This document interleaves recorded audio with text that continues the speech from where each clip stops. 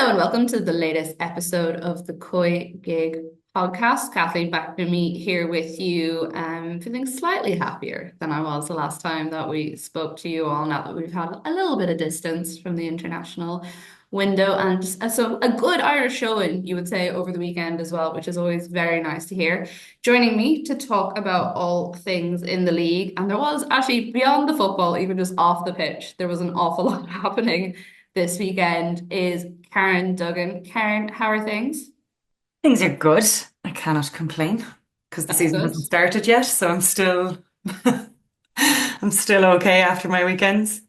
That's good. I look forward to us getting your disgruntled updates whenever, you do have to get back properly into your season. Some good news we saw actually over the weekend was Jamie Finn, friend of the podcast, making her return to the pitch, playing with was it the Academy, wasn't it, over the Mm. weekend? So nice to see her back because it's been a long journey and she's talked to us about it a couple of times on the podcast as well.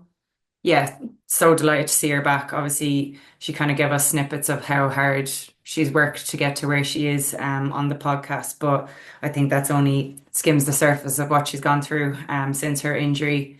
So delighted to see her back. Also saw West Ham posting Jess Sue back on grass, which again is amazing and it will be a massive boost when she's back. I think she's very much a player that we're missing at the moment creatively. So hopefully in a few months' time we'll see her back in green as well, all going well, because yeah, she's a top player. So bit of good news on the injury front for once. Yeah, we're going to focus on the good news when it comes to an Irish context for the next while we still can until those Greece games come up they're actually not that far away. It's the start of No. April, so it's actually a really short window, which I'd say the players are quite happy for, considering how eager I think all of them were to just get back on the pitch after the 90 minutes in Slovenia, never mind the next day. Before we look at some of the stuff that's happening across the pond as well, just obviously want to touch on the President's Cup that was at the weekend because that's kind of the opener to the season, as you will. Shells beating Athlone in what was a much more closer affair than the last time we saw these two teams face up against each other, but did look like, even though the teams were maybe filling each other out a little bit at the start of the season, that Shells were mostly in control for it. Yeah, I didn't get to see much of it now, but I mean, it's the marker that Chelsea wanted to set down, and I think they've done that well. You're looking at their squad, and you can't really see any weaknesses there. And even the players that they have to come off the bench, they've made some good signings. Obviously, Avian Clancy getting on the score sheet. I think she's kind of the marquee signing, and having her and having Kate Mooney for a full season, I think. I think they're a force kind of to be reckoned with, all going well if they can keep people fit. Just the depth that they have. They haven't had a huge turnover of people like a lot of other squads. So you'd imagine that they might find a bit more consistency this year, and that's all that let them down last year. It's not like they didn't have the talent, they just didn't have the consistency that Athlone did. So two top teams, obviously there wasn't that much between them in the game. You'd imagine that they'll both be there or thereabouts as the season goes on, but definitely can see why. Well, I don't know if what the odds are online or anything like that, but kind of amongst the League of Ireland community, there's a lot of talk about Shells and how they're going to do this year, and I think that it's kind of justified. Yeah, it seems to be a bit of a feeling that there could be a double on the cards in terms of the men's side and the women's side A doing a double double, maybe. double. I don't even know if Hopefully there's not, obviously from our point of view, but yeah, it's definitely. I understand why there is that chat. Obviously, Shell's men have had a good start to the season as well, and there's been no sign of them slowing up, so that doesn't look like it's going to be a one-hit wonder from Duff's team. And yeah, maybe the women will follow suit this year, but it's always so hard to tell until you get into it. I mean, like I was looking at last year's table, and it just came down to the amount of draws that teams got, and that's kind of sucker punched. Even when we won the league, we lost two games, and I think teams behind us had only lost one, but the amount of draws that they had. So the league's obviously getting tighter, and there's more shock results, and we'll probably see more of that this season. But it's very hard to say who will do well and who won't do well outside of your Shells, Galway, Athlone. I think the rest has had pretty big turnover and a lot of changes to contend with. So it'll be interesting to see how the first few weeks go. Yeah, I love the way you say it'll be interesting now. I look forward to about a week or two in it, and you're like, yeah, the season can end now if that's okay, please. Or else you'll be absolutely delighted with No. yourself.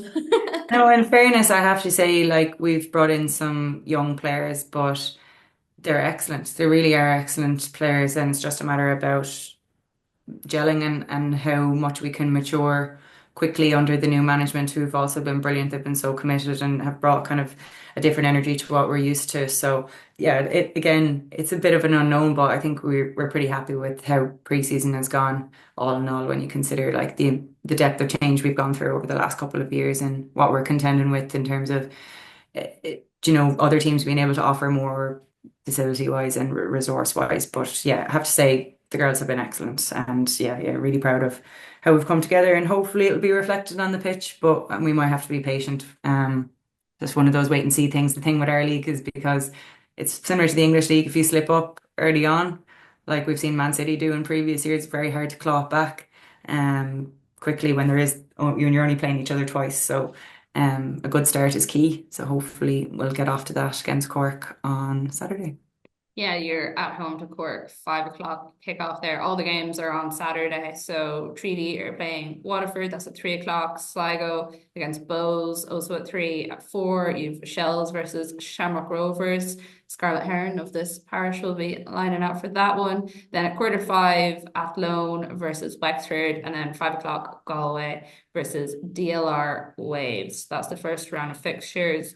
And they'll continue into the following 2, 3 weekends before it'll be breaking again for the international window. So there's a nice little run of about a month there if you can get yourself properly back into the league, and we'll see how people are shaping up and if anyone puts their hand up as well for Carla Ward, as I think we all saw against Slovenia. There is maybe some opportunity there, especially for any creative minded players to put their hand up and get into the national side. So Yeah, I wouldn't be surprised if we saw a couple of call-ups from the league. I really wouldn't, just especially looking at some of the girls who are now maybe in and around the under 19 team and who are in that development squad. I think that there's scope for people to break into the squad, particularly when you kind of saw that the previous performances. Carla's going to have to find a spark from somewhere, whether she can get that from what she's worked with so far, or whether she feels like freshness is needed. That'll be up to her. But she'll have to figure it out pretty quickly because questions are already being asked, which probably isn't totally fair. But that's football. Football is fickle. We're fickle folk here on this podcast and elsewhere. well, I was going to say, talking of fickleness and football being a fast-moving game, boy oh boy, did it a lot happen across the pond over the last couple of days. It was like it hit Wednesday, Thursday, and suddenly everyone remembered that the WSL was happening again and the championship. And we had a slew of news coming out of the place. So we had the sackings of Matt Beard from Liverpool and Laura Kaminski from Crystal Palace.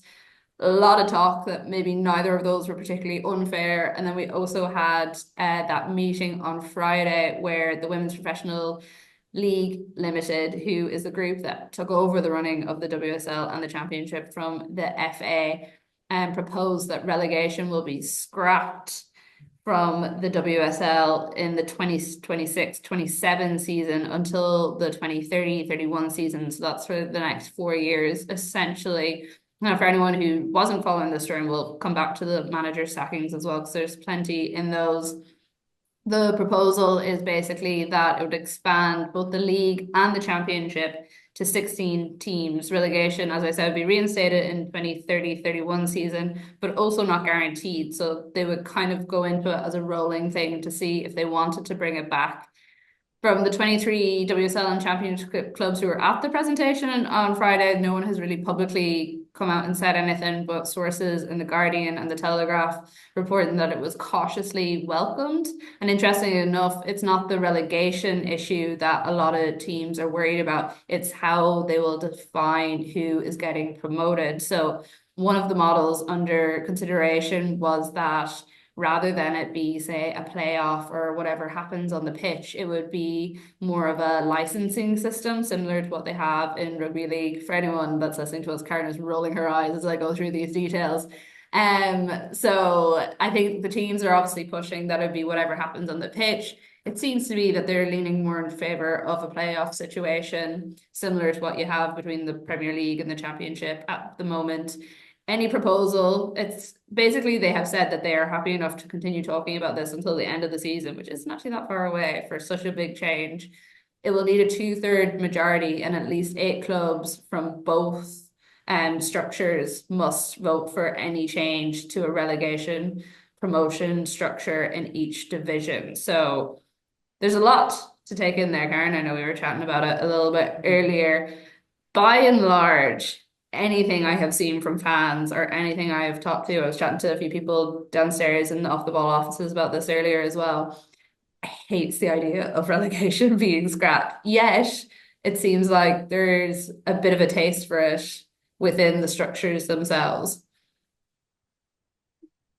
Yeah, I find it hard. I think as a fan, I certainly don't like the idea. I think we're looking at the bottom of the table now and it's changing so quickly, and all of these teams really, really have to focus and try and pull it out of the bag between here and the end of the season. And if they didn't have that, they could just kind of write off the season and say, oh, we've nothing to play for. It'd be very hard to get motivated, especially if you've lost a good few games on the bounce as a player. It can be very hard to dig yourselves out of those situations if there's no stakes there. Even in our league, like say someone like us last season, we went from winning the league to not competing for it. And we were in a bit of a low ebb and we found it very hard to pull ourselves out of it because we knew whatever happened, we'd be mid-table. And the teams below us probably didn't care if they caught us, not caught us, because it makes no odds unless you're actually going to win something. And we're not at a point where we can expand to have relegation and stuff like that. We're still very much early in our development. The English League is far enough along that it doesn't need to do that. It's expanded at a massive rate. And we're seeing the provision, like teams are getting more investment now. So if you look at Newcastle, they're starting to invest in their team. And we can imagine that in the next couple of years, they will get promoted into the WSL. If there's no relegation and we have, say, the 12 teams that are there at the moment just stay there, you look at a team like Aston Villa, who should be doing better. They're not. If their men's club aren't making Europe and stuff like that, and that then becomes a priority for them, just focusing on the men, and Villa are just safe here, does it maybe discourage more investment in them? They could say, "Oh, we'll wait till 2030 until it actually means something to invest," and then the growth of that particular club just kind of plateaus, maybe. Like this is just me like talking off the cuff. I'm not sure that that's happened. I can't say it would happen, but I just think it just takes away a little bit from the women's game. Like we want to be treated like the men's game. We are growing at a reasonable enough pace that yes, you can expand the league, but do two up, one down. That's, I You've mean, spoken, for you've how long have spoken we at been length doing this about it. podcast? That's what I've said. Yeah, And we've had other people on, like Julie Flaherty, whenever she was on the podcast, she was also in favor of the two up, one down. totally. And I think that that's the way to go about it rather than just scrapping relegation. I think that in terms of the fans and stuff, they want to go and have the excitement and you want to be playing for something. You can see when teams stay up on the last game of the season, like just the emotional reaction that that can bring and all the drama that that can bring. And I think that that's important in terms of getting eyes on the league and making sure that, it continues to put bums on seats and adds to the excitement. I just think that it gives clubs an excuse to kind of take their eye off the ball. And this is of the established WSL teams. Particularly if you looked at someone like Man United, where nothing was at stake and they weren't challenging. Like things are so volatile there at the moment. It would be very easy for Jim Radcliffe to say, "No, I'm not giving anything till 2030," and that is very Yeah, reasonable I mean, possibility for a team like Man United. yeah. And also, I think as well, to that point, the relegation and who it's going to be has kind of been one of the more interesting storylines of the WSL because while it generally has been the team that's come up, you look at like the story of Leicester, you look at the way Birmingham saved their season, the one before they went down, you look at what Bristol managed to build last season.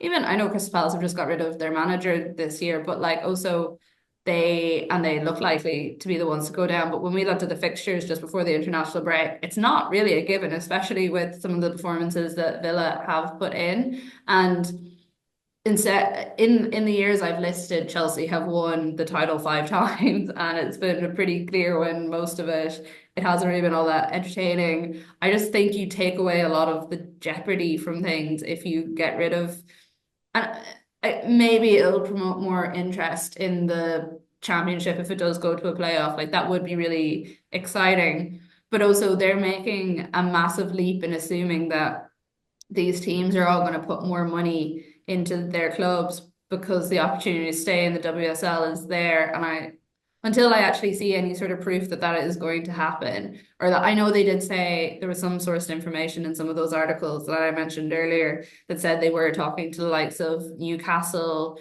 Forest, like basically the Premier League clubs who had women's teams that were in the lower divisions about, putting more money in, becoming better squads. But again, you can't just talk to like 3 or 4 select ones because they have a big men's team attached, and we saw what happened this season with Reading dropping out because there wasn't the money there, and they were such fundamentals in the women's game when it was being established. And then because of who the owners of the club were, they just decided that they're going to get rid of, and I know there's lots of issues on the men's side of things as well, but they just decided they're just going to get rid of their women's setup completely. It's putting a lot of trust in a lot of, I don't want to say these football clubs are untrustworthy, but people that you haven't exactly shown that they're 100% absolutely committed to women's football to do the right thing. And with the Yeah, and way it's not like there's not already a model there. Like if you look at how Liverpool and Man United have done since they've come into the WSL, Mm, they've pushed themselves up the table with that investment. So you can still invest with a two up, one down. You can mm. still put that onus on clubs and you can make it more exciting by keeping some sort of, like you said, jeopardy there. I think that it's important just for just the optics of it all, like, the amount of stick women's football gets anyway, and they're saying sure they don't even have to do anything. They're just there to take a box. That's almost what it feels like. And then if you're going down licensing route, you're looking at like an American kind of model of things. And again, I don't love that. It's like you can just pluck a team out of the sky if you have enough money. There has to be, you have to have there has to be some sort of basis to And a also, club. we've seen how the licensing thing hasn't really worked that well in the States, and there's a lot more people and a lot more different elements at play, and also an accepted culture of that structure in American sports in general, whereas there's just not really that at all in English sport, apart from I think rugby league is probably the only one I can really think of that has it. Mhm. Maybe like netball as well, but it wouldn't be, your kind of average rugby union, cricket, football itself. It's just not really there.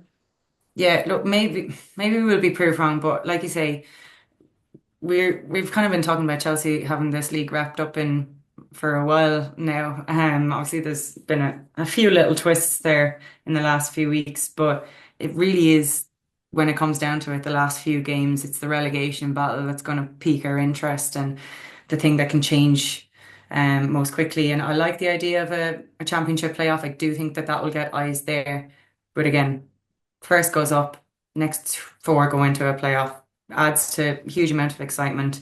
Um, and yeah, I just think the relegation, I think it's key for attendances, motivation, everything, even like the club caring, doing what they need to do on a January transfer window. Does everything just kind of become rotational and we'll wait and see what happens? I just think it allows people to coast a little bit. And I don't mean players, I kind of mean like the people in charge. I think it Yeah. allows them to coast a little bit.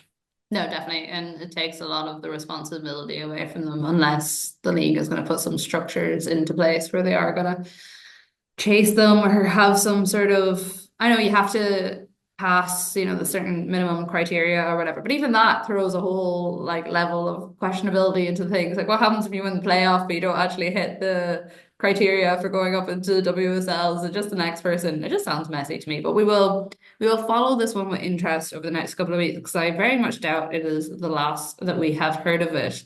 I know we mentioned we were talking about the sackings. We will do that, but we might fire in some of the games first because I'm just aware of time. We actually don't have a team of the week this week. I apologize to everyone. Scarlett is playing in her college final. I assumed it was a game when she told it to me and not actually an exam final, but she was No, it is. It's yeah. I think UCD against TUS. Okay, well there Is you it? go. She was playing in that today, so she didn't get a chance to get around to it over the weekend, but it will resume in the coming weeks. This is just a slight once off. Why don't we look at that Liverpool Crystal Palace game? Because that one was the one of interest in the fact that both managers were out the Yeah. door in the days leading up to the game. And this is kind of the one that I referenced when I said suddenly there was a shocking realization that there was actually games coming in the next couple of days. Good Irish interest in this one because Amber Whiteley, who is assistant manager, has obviously taken over as interim manager and looks like she is going to stay on until the end of the season with them. She did this before whenever Vicky Jepson stepped down from her role. That was just for a couple of games, whereas this looks like it's going to be for a little bit more consistently. Um, I mean, Liverpool needed a response. They got it. It wasn't the cleanest of games by any stretch of the imagination, but I think all that will matter at the end of the day is that 1-0 on paper. Yeah, obviously as the new manager, she said in her post-match interview that she was very happy with how the players responded. She gave credit to her analysts and the amount of information they were able to pull together in a short period of time. I found the Matt Beard sacking Weird. weird. Yeah. I didn't think there was much chatter. Obviously, we had kind of talked about Liverpool maybe pushing on this season, but when you look at the teams behind them, they're still in sixth now. They're still a mid-table team, having only been in the league a few years. Obviously, it takes time to grow and push on, but you're not going to break into that top four very easily anyway. So this is not a hugely below par season in terms of where they're sitting in the league. Obviously, there's a lot of games where they feel like they should have won and they lost narrowly. And defensively, they're a little bit more unsound than what we were used to. But I feel like it just kind of was a bit left to field. Someone who's quite highly regarded, someone who has a lot of experience. I feel like he could have turned it around a little bit, or at least kept them consistently in that kind of sixth, fifth spot anyway, which is all they're going to achieve anyway this season. I'm not sure what huge amount of benefit Liverpool get from this. Maybe there's more we don't know. Yeah, it was a good response. I do think it was scrappy. Obviously, Liverpool had a lot of chances. They had a lot of set pieces, um, but also they didn't capitalize on them. And you'd have to say that Crystal Palace were a little bit unlucky not to convert a couple of their chances. They were clean through a couple of times. And like you say, there was a bit of Irish interest there. Abby Larkin had a chance close to the end. I thought that Rachel Laws for Liverpool, if we were doing a team of the week, she would certainly be in with a shout. She made some really, really excellent saves when she was called upon. Um, yeah, it was one that Liverpool needed, I guess. You know, when there's a bit of uncertainty and a bit of unrest, I'm sure to some players Matt Beard was popular, to some maybe he wasn't. So you need to have a settling kind of environment, and a win does wonders for that. Not totally convincing, like you said, but a good start for the interim manager for Liverpool as well. Obviously, now we've got keen Irish interest there to see how she gets on and see if she can bring this Liverpool side from strength to strength. Can some of that be converted into our Irish national setup? It'll be interesting to see. Well, hopefully she will get the opportunity to work closely with Leanne. She wasn't available for selection at the weekend after that injury she picked up over the international break, which meant we didn't get to see her then either. Yeah, just on the Matt Beard stuff, he's often referenced it, and I think it's widely accepted, even when you just look at the size of Liverpool's squad. I know they had a couple of injuries early on in the season that their budget is one of the smallest budgets in the league in terms, and especially in terms of when you consider the size of the club that they're associated with. You had Leanne Kiernan starring and they released some sort of new kit with, players that Reverse, yeah, it's really pretty slick. it is very thick. It was very, Yeah, very nice. But I was like, even one of the lads that she's posing with, one of their weekly wages would probably go a long way to, helping with the club or with the women's side of the club a little bit more. I think what I saw from most people and talking from Liverpool fans was, were they happy with the style of play? Not particularly. Were they happy with where the squad was at? Not particularly. Did a lot of that blame lie at Matt Beard's feet? Not particularly.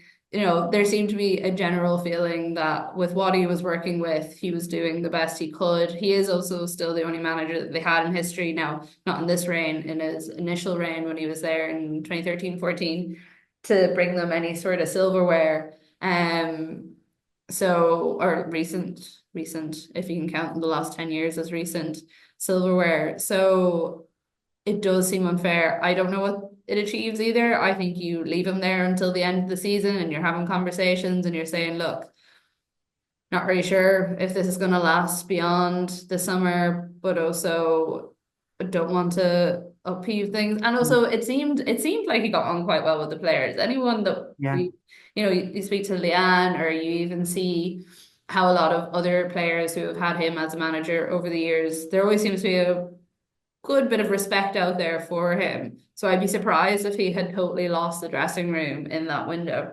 yeah. I found it strange, but from a Liverpool point of view, if anything good is to come of it, it might just put a little bit more eyes on what's going on. What, like we're saying, what more could he achieve? And maybe that's a good question. Like it mightn't have been on him. Maybe people will start hounding them a bit more. I know obviously on this podcast I've been doing that and from Man United perspective, but maybe this is the time that I start to go on Liverpool. They're more than likely going to win the men's Premier League.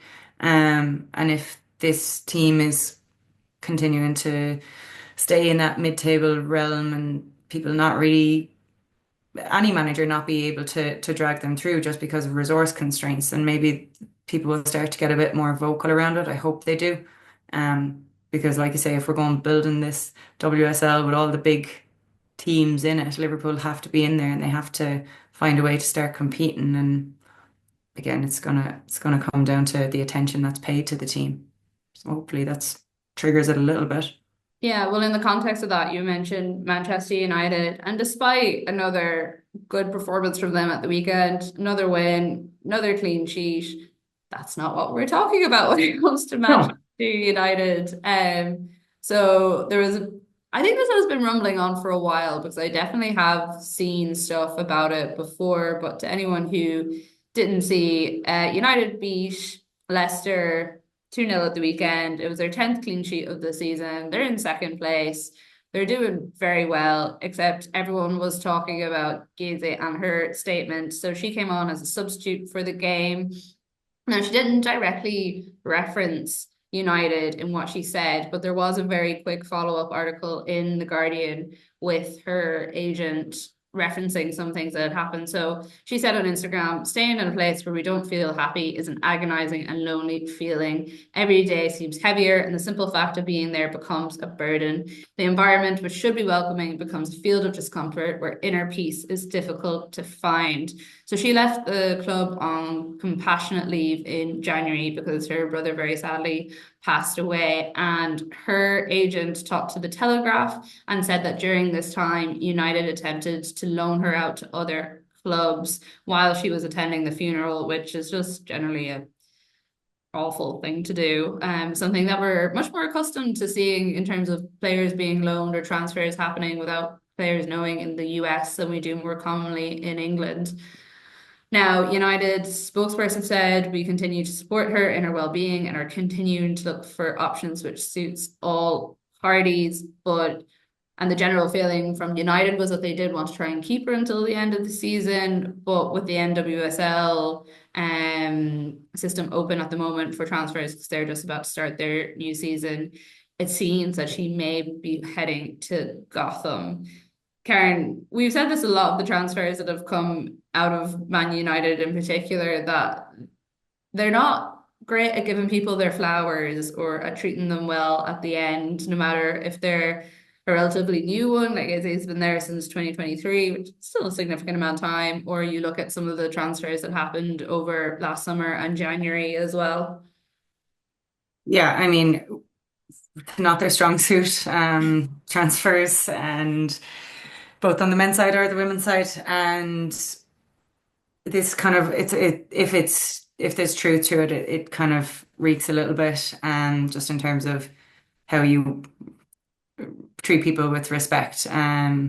Maybe they felt like they were leaving her to her own devices to go and grieve in her own way, but I think communication is always the best thing. Would I be surprised if they loaned her out or if JC moved on?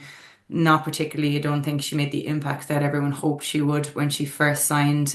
You see the likes of Mallard has kind of kicked on a little bit more than what she did.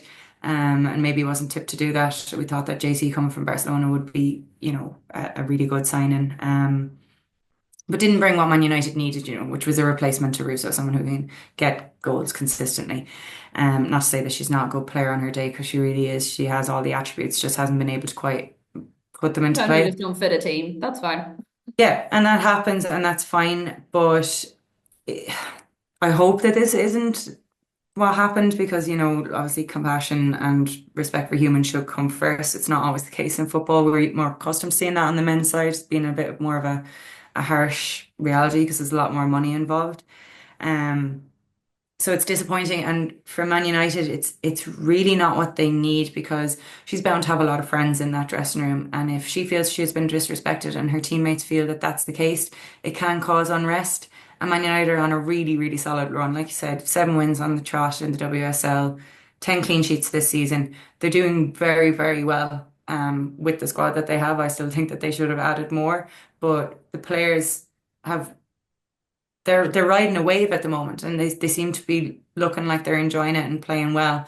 But that can topple so quickly if there's unrest in the dressing room, which is not what they need, particularly when we're always a little bit keeping an eye on Mark Skinner. We're just not sure how he manages things, and keeping an eye there and keeping that content is going to be key, because there's a nice 4 games coming up, 4 games that they'd be expected to win before they have that horrible end to the season. They need to do that.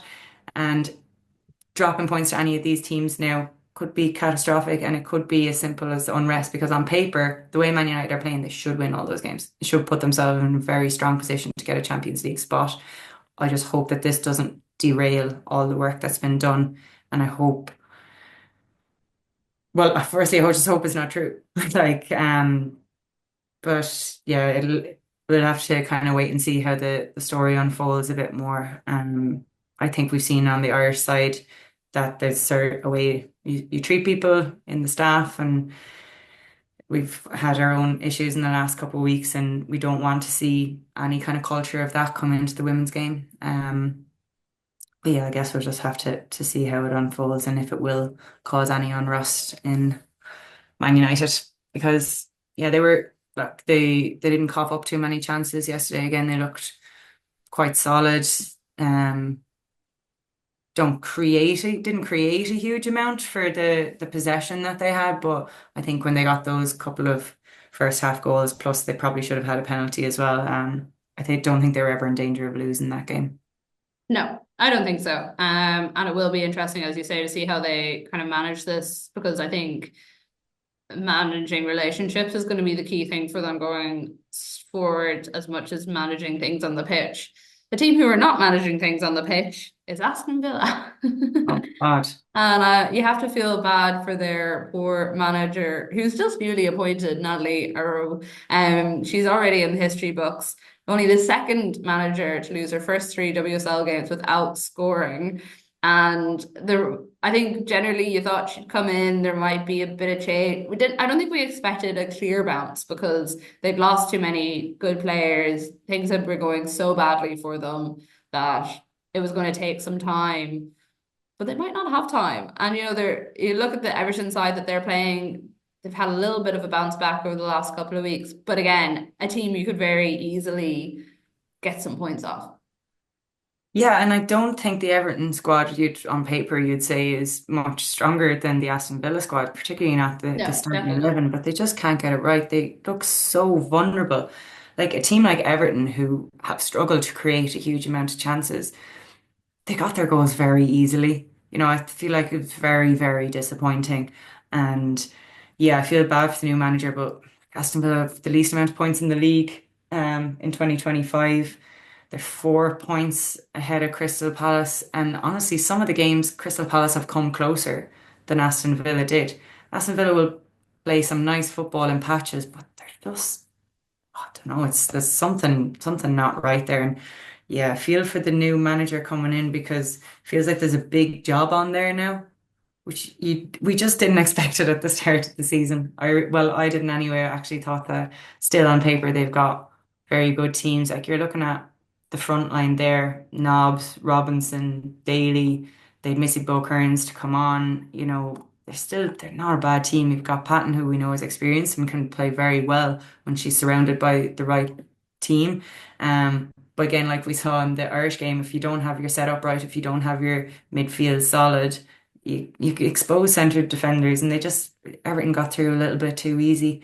Obviously brilliant for Everton, pretty much for a team who we were very, very worried about at the start of the season are now eighth, which is just goes to show how quickly things can change at the bottom and why it's exciting to have a relegation battle, Hmm. um, and how confidence can affect a team. Because, like I said, on paper, I think Aston Villa have a stronger team than Leicester, Everton, but they're they're not showing it at the moment. I don't know what's wrong for their new manager Yeah. because it's too late to make there's no signings. Obviously, you say talk about the players they've lost. Leon, obviously the biggest one recently. You can't replace that now, so it's just about getting the best out of the players you do have. And making sure you stay up while the relegation does still exist. Yes, exactly. We kind of touched on it a little bit earlier, but Chelsea, I don't want to say they've struggled because they're still winning slash not losing. Not losing is probably a better phrase Not after it. the Yeah. weekend. But teams are starting to maybe pick apart little pieces of Bompastor's play and of this absolute superstardom of a team. Disappointing for anyone who wants to see a bit more of Naomi Girma at the weekend. She obviously had to go off just before the hour mark because of an injury which had kept her out of the She Believes Cup, which Japan won in a shocking turn of events for anyone who missed that. First time it hasn't been the US winning that over the last couple of years. But yeah, 2-1 down at halftime. Brighton is just this team. They're so annoying because they can pull out a performance like that at the weekend, but then next Lose to week, West Ham. Get hammered by West Ham. yeah, exactly. You just wouldn't be surprised which way it would go. Yeah, I think they got it right. Like they hit them on the counter very well. They had like pace. They got Paris running at them. They had Kirby back in running at her old team, and I think they did well. Lasada's goal was a lovely move, really, Mm, really well worked. And you'd have to say, yeah, Chelsea went ahead. And can we just actually talk about Baltimore's finish? It was stunning. It was an so good. absolute peach of a finish. Um, and she's popping up with some very nice goals for Chelsea. I've just And been waiting for her to kind of hit the stride. I watched her a lot with the French underage teams a couple of years ago, and I was worried when she went into that Chelsea setup, she got a bit lost. But I mhm. think actually Emma Hayes was potentially right in what she was doing with her and allowing her that time to develop a little bit more, get used to the WSL, get used to English football, and now we're seeing the fruits of that. Yeah, and she should be able to get forward a lot when you've got someone like Germa behind you who can obviously she's can read the play, but she's got pace as well. And you've got Keir Walsh who'll hold in midfield and Nuskin who'll do whatever you ask her to do. She's just that type of player, very, very good. Um, but yeah, Chelsea, they didn't start well. They got the goal, and then you kind of felt, oh, they'll start playing now, they'll kick on. But they didn't. They kind of rested on their laurels a little bit. I think they'll be a bit disappointed with that. I think they kicked on a bit in the second half, but struggled to create out and out chances because Brighton had something to play for at that point. Although their manager did say afterwards he was disappointed. He almost said that they were afraid of the result. They were afraid to be beaten Chelsea, and that allowed Chelsea to get back into it, which I thought was interesting. And I think maybe that's what you're referencing there. You don't know what you're going to get from this team. Maybe they need to get more comfortable with the fact that they are quite a good team. Yeah. Um, And yeah, it's a bit of a shift for them from where they were last season to where they are now because they're not in that fight for relegation, which is great to see. Made some good signings, and a team that has potential to kick on. I think that Vidicic is a very good manager. I think he's done really, really well with them in the league. And he's I think he's just got a mindset shift maybe just to work on with them this week. But it takes games like that to kind of recognize these things. Um, so yeah, maybe that this will give them the confidence they need to kind of believe that they can grow into that kind of top four team. Because they look bright in patches, but yeah, I guess very inconsistent. Very, very inconsistent. And just finally, because I know we are running out of time, but we generally don't expect that much from the final game of the weekend. It tends to be a difficult watch, quite slow moving, not a whole load of goals. And then we had Arsenal West Ham yesterday. Two goals in the opening 12 minutes, both from Amber Tiziak on the West Ham side. Arsenal absolutely stunned. Chloe Kelly inspires them to come back for a 4-3 win. Katie McCabe scoring from a ridiculous angle. I was having throwbacks to Perth when she scored that Olympico, just in terms of how tight the angle. This one was probably a little bit more purposeful and just, Purposeful? Are you mad? well, the Oh, it angle was wasn't. like. Oh, it wasn't. Look, Well, I'm the not other taking one, there was an away from argument it. that the I'm not taking away goalkeeper from kind of it, but that's like a cross. tipped that one in, to be fair. Yeah. Yeah. Um, I think it was a cross, but I don't think Arsenal cared at that point. They were kind of bombarding West Ham when it got to that stage. Um, Tiziak, obviously her first and second ever goal in the WSL, she should have had a hat trick. She should have leveled it to make it 4-all. I don't know how she didn't. I know, I tried same. to look back at the replays and I couldn't figure out how the ball just didn't go in her trajectory. Um, but yeah, West Ham, yeah, they shocked them. I think again, Arsenal, I don't know, like I don't know what to say about them. Sleggers was kind of saying after the match that, they to pride themselves on being sound defensively, but I don't think that that's really the defining feature of this Arsenal team. You can kind of say that about Man United, who've kept 10 clean sheets. That's not really what we're seeing from Arsenal, but they've got such talent that they can rely on that. And we saw that they did. Chloe Kelly, obviously a really, really good finish, kind of spurred them on there. Williamson, great header as well. The goals were all really good. I thought for West Ham, again, Martinez looks like an excellent signing for them. She's the type of player who could win them games and Yeah. get them points, and she could be a big name for them if they're to do a bit better next year, which I think they should do as well. Um, but West Ham will be furious with themselves really as well. When you like, it's so hard for a team like West Ham to score 3 goals, never mind 3 goals against Arsenal, and then to not get anything out of the game. It's gutting. It's absolutely gutting. But again, when it's to be expected, if you look at the bench that Arsenal had, Beth Mead came on, Caitlin Ford came on, Blackstenius came on, Cooney Cross came on. They're stacked and they should be winning these games. So not a surprise that Arsenal did kick on, but a bonkers game and great crack. It was really, really exciting and kind of needed a game like that. We haven't seen one like that in a while. No, it was definitely needed. And as I said, I always like kind of groan a little bit going into those Sunday games because they're generally the ones that you can actually sit down and properly watch in full and you're not like rushing off to do something else because it's like midday on a Saturday or whatever it is. And then it was just chaos from start to finish and it was very, very enjoyable to watch. But yeah, as I said, if you look at the benches between the two of them, very different level of players. Oh, again, like West Ham's bench is quite like Rico Uki, Ueki we've had and her in Team of the Weeks. yeah. Zadorsky, very experienced. Katrina Gari as well has been brilliant for them this season. But yeah, it is a very different quality when you're looking at Ford, Blackstenius, Cooney Cross, all like people who have proven that they can get goals at various different points. So we'll Yeah, take yeah.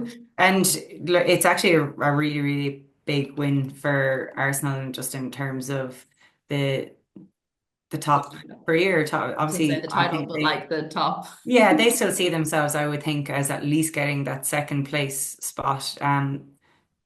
Like at one point during the game, this would have had them 6 points behind Man United. Now they're only 3 points behind. Man United have a harder run in of games. So they're definitely eyeing up second, obviously hoping for a huge slip from Chelsea. But I think that was a really, really important win for them mentally because, with the games dwindling away, they don't want to be falling out of that. And it's quite tight still between the top four.